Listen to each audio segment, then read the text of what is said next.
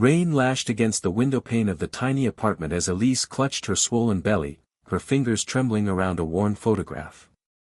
It showed two people smiling beneath a golden California sunset, her and Nathan Carlisle, billionaire heir to Carlisle Innovations.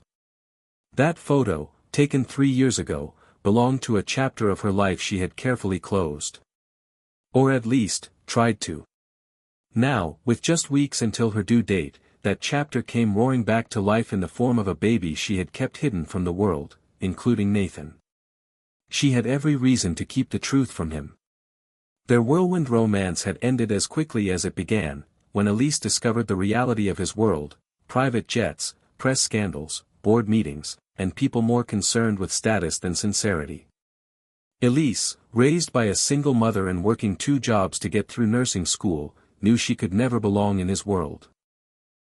And when she saw how ruthlessly his father manipulated everything around Nathan, including his relationships, she chose to walk away. Nathan had tried to reach out at first.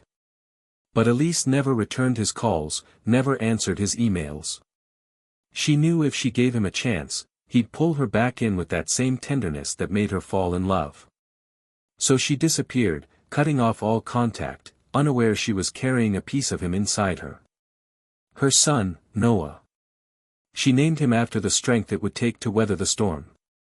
Elise had no regrets. Until Noah arrived. The day Noah was born, Elise held him to her chest and cried for hours. Not from pain, but from the overwhelming love, and the gnawing ache of knowing he'd grow up missing a part of himself.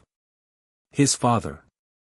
For weeks, she rocked Noah in the dim light of their apartment, whispering lullabies and promises to protect him from everything, even the world she'd left behind. But life, as it often does, had other plans. Noah was born with a congenital heart defect. Doctors said he'd need a surgery before his first birthday, an expensive one Elise's nurse trainee income could never cover. Even with assistance, the waiting list was long, and every day, Noah's breathing grew more labored, his tiny chest rising and falling like a clock ticking toward an uncertain fate. Elise tried everything. She sold her car, pawned her grandmother's jewelry, took night shifts, and even considered launching a fundraiser. But nothing came close to the amount needed in time. One night, sitting beside Noah's crib, she reached for the photograph again. Nathan. The one man who could make a difference with a single phone call. The man she had denied the right to even know his son existed. She stared at Noah's peaceful face, and her heart broke with the decision she knew she had to make.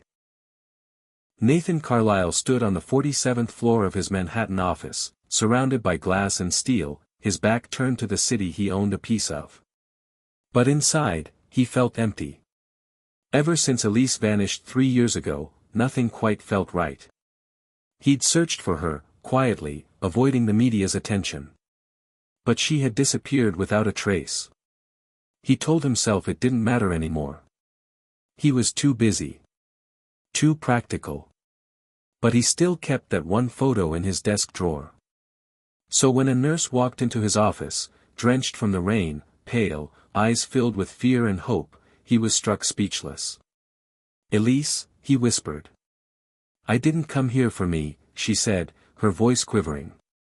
"I came for him." She reached into her coat and pulled out a picture. A baby with Nathan's eyes and her smile. "This is Noah," she said.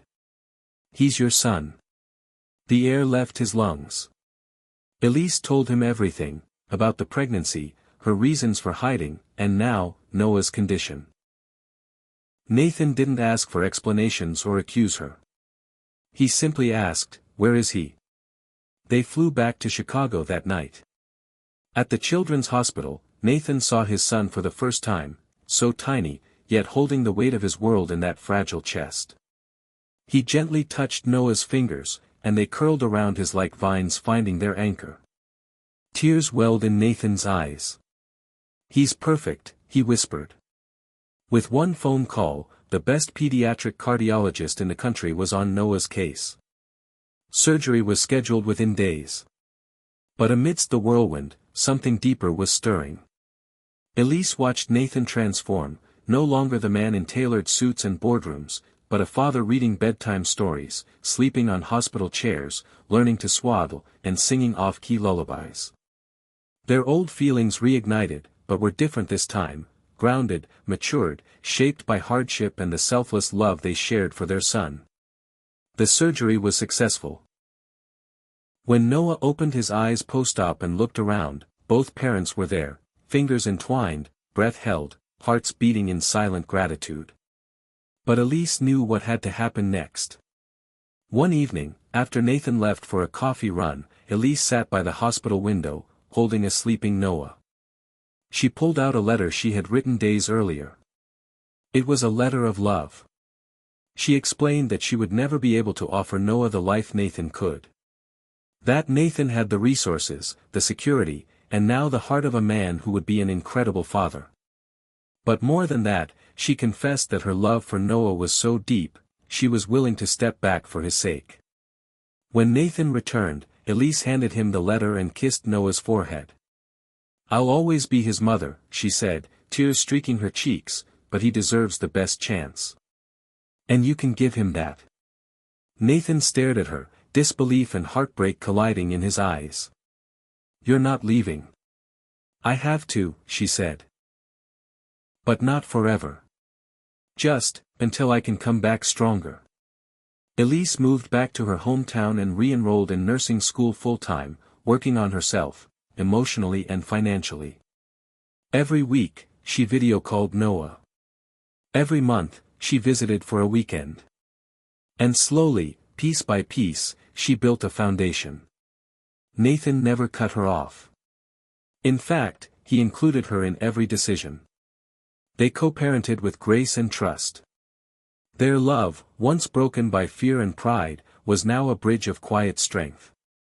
2 years later, at a sun-drenched park in Brooklyn, Nathan knelt before Elise, Noah on his shoulders.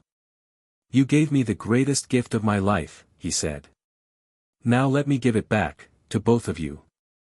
Come home." Tears spilled down Elise's cheeks as she said yes, not just to the man she once left, but to the family they had fought to become. The hardest choice she ever made wasn't walking away.